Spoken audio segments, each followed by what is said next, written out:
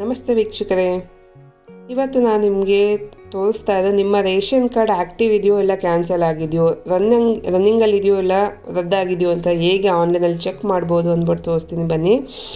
First ನೀವು ಗೂಗಲಲ್ಲಿ search ಮಾಡಿ ahara.kr.nic.in ಅಂತ ಹಾಕಿದ್ರೆ ಸರ್ಚ್ ಕೊಟ್ಟಾಗ ನೋಡಿ ಈ ಥರ ಲಿಂಕ್ ಓಪನ್ ಆಗುತ್ತೆ. ಆ ಲಿಂಕ್ ಮೇಲೆ ಕ್ಲಿಕ್ ಮಾಡಿದ ತಕ್ಷಣ ಗೌರ್ಮೆಂಟ್ ವೆಬ್ಸೈಟ್ ಈ ಥರ ಓಪನ್ ಆಗುತ್ತೆ. ಇಲ್ಲಿ ನೋಡ್ತಾ ಇರ್ಬೋದು ರೇಷನ್ ಕಾರ್ಡ್ ಸ್ಟೇಟಸ್ ಮಾಡೆಲ್ ಅಂತ ಇದೆ. ಇಲ್ಲಿ ಬೆಂಗಳೂರು ಫಸ್ಟ್ ಬಂದು ಬೆಂಗಳೂರು ಡಿಸ್ಟ್ರಿಕ್ಕಿಗಿದೆ.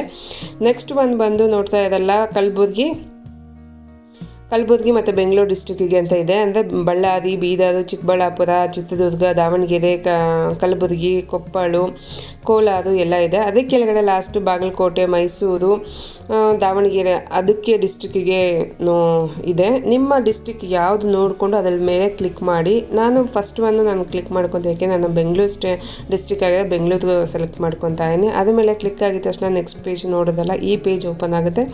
ಇಲ್ಲಿ ನೀವು ನಿಮ್ಮ ರೇಷನ್ ಕಾರ್ಡನ್ನು ಚೆಕ್ ಮಾಡಬೇಕು ಅಂದರೆ ಸೆಕೆಂಡ್ ಒಂದು ಸ್ಟೇಟಸ್ ಆಫ್ ರೇಷನ್ ಕಾರ್ಡ್ ಅಂತ ಇದೆ, ಪಡಿತರ ಚೀಟಿ ವಿವರ ಅಂತ. ಅದ್ರ ಮೇಲೆ ಕ್ಲಿಕ್ ಮಾಡಿ.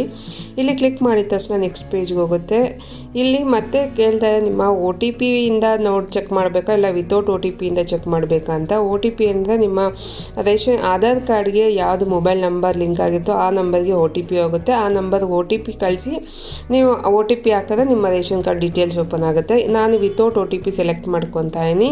ಅಲ್ಲಿ ಸೆಲೆಕ್ಟ್ ಆಗಿದ ತಕ್ಷಣ ನೆಕ್ಸ್ಟ್ ಪೇಜ್ ಓಪನ್ ಆಗುತ್ತೆ. ನೋಡ್ತಾ ಇಲ್ಲ, ಇಲ್ಲಿ ರೇಷನ್ ಕಾರ್ಡ್ ನಂಬರ್ನ ಹಾಕಿ ಅಂತ ಅಂದ್ಬಿಟ್ಟು ಚಿಕ್ಕದೊಂದು ಬಾಕ್ಸ್ ತೋರಿಸ್ತಾ ಇದೆ. ಈ ಬಾಕ್ಸಲ್ಲಿ ನಿಮ್ಮ ರೇಷನ್ ಕಾರ್ಡ್ ನಂಬರ್ ಏನಿದೆಯೋ ಆ ನಂಬರ್ನ ಅಲ್ಲಿ ಟೈಪ್ ಮಾಡಿ. 12 ನಂಬರ್ ಟೈಪ್ ಮಾಡಿಬಿಟ್ಟು ಇಲ್ಲಿ ಪಕ್ಕದಲ್ಲಿ ನೋಡ್ತಾ ಇರೋ ಗೋ ಅಂತ ಆಪ್ಷನ್ ಇದೆಯಲ್ಲ, ಆ ಗೋ ಮೇಲೆ ಕ್ಲಿಕ್ ಮಾಡಬೇಕಾಗುತ್ತೆ. ಕ್ಲಿಕ್ ಆಗಿದ ತಕ್ಷಣ ನಿಮ್ಮ ರೇಷನ್ ಕಾರ್ಡ್ ಡೀಟೇಲ್ಸ್ ಫುಲ್ಲು ಇಲ್ಲಿ ಶೋ ಆಗುತ್ತೆ.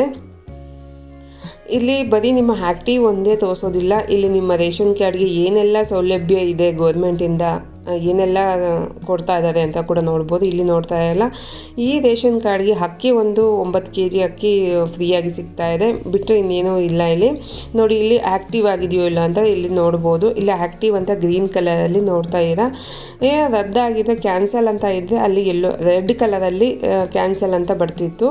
ಮತ್ತು ಸೆಂಟ್ರಲ್ಲಿ ನೋಡ್ತಾ ಇರ್ಬೋದು KYC ಕೂಡ ಆಗಿದೆ. 3 ಜನ ಈ ಫ್ಯಾಮಿಲಿಯಲ್ಲಿ 3 ಜನ ಇದ್ದಾರೆ. 3 ಜನದ್ದು KYC ಇದೆ. ಪೆಂಡಿಂಗ್ KYCನೂ ಯಾವುದೂ ಇಲ್ಲ. ಈ ರೀತಿ ನಿಮ್ಮ ರೇಷನ್ ಕಾರ್ಡ್ನ ಕ್ಯಾನ್ಸಲ್ ಇದೆಯೋ ಇಲ್ಲ ನೋಡ್ಬೋದು. ಅದೇ ರೀತಿ ಇನ್ನೊಂದು ರೇಷನ್ ಕಾರ್ಡ್ ನಂಬರ್ನ ನಾನು ಚೆಕ್ ಮಾಡ್ತಾ ಇದ್ದೀನಿ.